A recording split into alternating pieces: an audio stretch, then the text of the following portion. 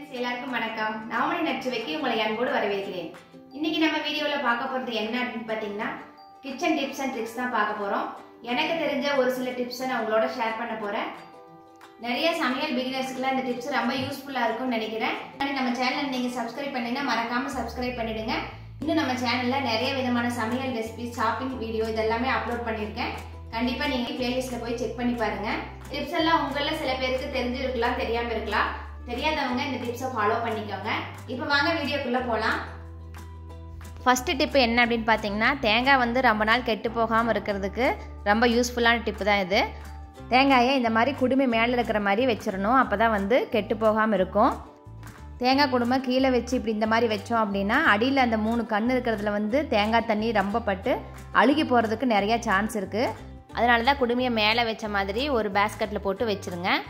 எப்போவுமே குடுமையோடு தான் வைக்கணும். குடுமி பிச்சுட்டு வச்சிங்க அப்படின்னா இந்த 3 கண் வழியில் காற்று உள்ளே போய் தேங்காய் கெட்டு போகிறதுக்கு நிறையா சான்ஸ் இருக்குது. அடுத்த தேங்காய் உடைச்சிட்டோம் அப்படின்னா இந்த 3 கண் இருக்கிற மூடியை ஃபஸ்ட்டு வந்து யூஸ் பண்ணிடுங்க. அடுத்ததாக வந்து மேல் மூடியை யூஸ் பண்ணிக்கலாம். ஏற்கனவே நான் சொன்ன மாதிரி தான் அந்த 3 கண் இருக்கிறதுல வந்து காற்று போய் தேங்காய் கெட்டு போகிறதுக்கு நிறையா சான்ஸ் இருக்குது. அதனால கண் இருக்கிற மூடியை முதல்ல யூஸ் பண்ணிடுங்க. அடுத்த டிப்பு, இந்த மாதிரி மாத்திரை, டானிக்கு இதிலெலாம் வந்து எக்ஸ்பிரி டேட் வந்து நம்மளுக்கு ரொம்ப சிறுசாக கொடுத்துருந்தாங்க அப்படின்னா தெரியாது. அது தெரியறதுக்காக நம்ம மொபைலில் ஃபோட்டோ எடுத்துகிட்டு அதை க்ளோஸ்அப் பண்ணி பார்த்தோம் அப்படின்னா ஈஸியாக தெரிஞ்சுக்கலாம். இது வந்து வயசானவங்களுக்குலாம் ரொம்ப யூஸ்ஃபுல்லான டிப்பாக இருக்கும். பாருங்கள், இந்த மாதிரி எல்லா மசாலா பாக்கெட்டு, வேறு எந்த விதமான பாக்கெட்டில் நம்ம எக்ஸ்பிரி டேட் பார்க்கணும் அப்படின்னாலும் இதை நீங்கள் ட்ரை பண்ணி பாருங்கள். அடுத்த டிப்பு, இந்த மாதிரி பெட்ஷீட்டு, பெட் ஸ்ப்ரெட்டு இதுலாம் வந்து நம்ம பில்லோ கவர் அட்டாச் பண்ணி வைக்கும்போது உள்ளே நம்ம வச்சிட்டோம் அப்படின்னா எடுக்கும்போது தனியாக கீழே விழுந்துடும். அது இல்லாமல் இருக்கிறதுக்காக அட்டாச்சாக எல்லாம் வந்து ஒரே இடத்துல இருக்கிறதுக்காக பெட் கவரை எடுத்துகிட்டு ஒரு பில்லோ கவர் வச்சு உள்ளே வச்சுட்டு இன்னொரு பில்லோ கவரில் இந்த பெட் கவரை உள்ளே போட்டு வச்சிட்டோம் அப்படின்னா ஈஸியாக நம்ம எடுத்துக்கலாம். ஒரு சின்ன பில்லோ மாதிரி ரெடி ஆகிடும். கபோர்டிலிருந்து எடுக்கிறப்ப நம்ம பேராக எடுக்க முடியாது. இந்த மாதிரி ஒரு பில்லோ மாதிரி ரெடி பண்ணி வச்சிட்டோம் அப்படின்னா ஈஸியாக நம்ம எடுத்துக்கலாம். அதுக்காக இந்த டிப் ரொம்ப யூஸ்ஃபுல்லாக இருக்கும்னு நினைக்கிறேன். இதே மாதிரி நீங்கள் திவான் கவரு எல்லாமே இந்த மாதிரி ஃபோல்ட் பண்ணி வச்சுக்கோங்க. பார்க்குறதுக்கு எவ்வளோ நீட்டாக அழகாக இருக்குது பாருங்கள். இந்த மாதிரி உள்ள கபோர்டில் வச்சிட்டிங்க அப்படின்னா ஈஸியாக எடுத்துக்கலாம். இப்போ அடுத்த டிப்பு பார்க்கலாம். ஊசியில் நூல் கோர்க்கறதுக்கு ஈஸியான டிப்ஸ் தான். பாருங்கள், சின்ன ஊசியாக இருக்குது. இந்த ஊசியிலாம் நூல் கோர்க்கணும் அப்படின்னா ரொம்ப கஷ்டமாக இருக்கும். இதில் பெரியவங்களுக்கு ரொம்ப சிரமமாகவே இருக்கும். இதை எப்படி நம்ம ஈஸியாக கோர்க்கலாம் அப்படின்னு பார்க்கலாம்.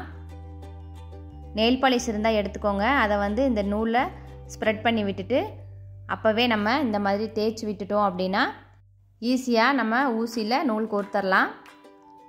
இந்த நூல் வந்து ரொம்ப ஸ்டிஃபாயிரும் நெயில் பாலிஷ் வச்சோன்னே. அதனால் நம்ம ஈஸியாக கோர்த்துக்கலாம். ரொம்ப சின்ன ஊசியாக இருக்கிறதுனால ஊசி இப்போ உங்களுக்கு கண்ணுக்கே தெரியாது. பாருங்கள் எவ்வளோ சூப்பராக சீக்கிரமாக கோர்த்தாச்சு அப்படின்ட்டு. அடுத்த டிப்பு பார்க்கலாம். இந்த டிப்ஸ் வந்து புதினாலாம் எப்படி ஈஸியாக க்ளீன் பண்ணலாம் அப்படிங்கிற டிப் தான். நல்லா ஃப்ரெஷ்ஷாக புதினா வாங்கிட்டு வந்த உடனேயே இந்த மாதிரி ஒரு வடிகட்டி எடுத்துகிட்டு அதில் இந்த காம்பை உள்ளே விட்டுட்டு கீழே இழுத்தோம் அப்படின்னா எல்லா லீஃப்மே மேலே நின்றுக்கும். காம்பு மட்டும்தான் கீழே வரும். இந்த டிப் வந்து ரொம்ப யூஸ்ஃபுல்லாக இருக்குது. ஈஸியாக க்ளீன் பண்ணி முடிச்சுட்டு போயிடலாம்.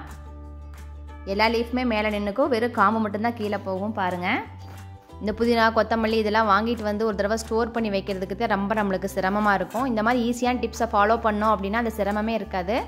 வாங்கிட்டு வந்த புதினா எல்லாமே நான் இந்த மாதிரி க்ளீன் பண்ணி வச்சுட்டேன். இது எப்படி ஸ்டோர் பண்ணுறதுங்கிறத இப்போ பார்க்கலாம்.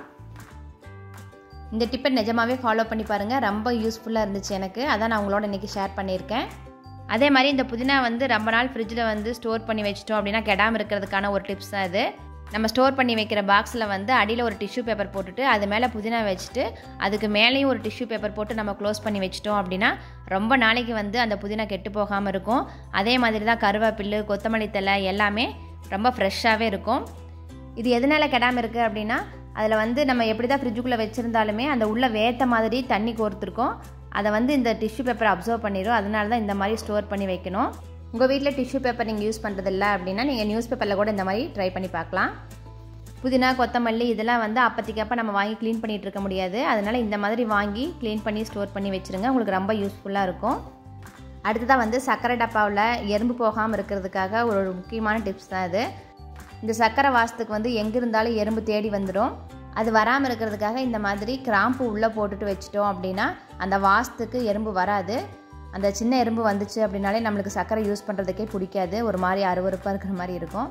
அதனால் இந்த மாதிரி கிராம்பு போட்டு வச்சுருங்க. அதனோட வாசம் இருக்க வரையிலும் எறும்பு வராது. ஒரு டப்பாவில் முடிஞ்சதுக்கப்புறமா அடுத்த டப்பா கொட்டி வைக்கும்போது வேறு கிராம்பு போட்டு வச்சுக்கோங்க. இந்த கிராம்பை நீங்கள் அதுக்கப்புறமா எடுத்து சமையலுக்கு கூட யூஸ் பண்ணிக்கோங்க, நல்லாவே இருக்கும்.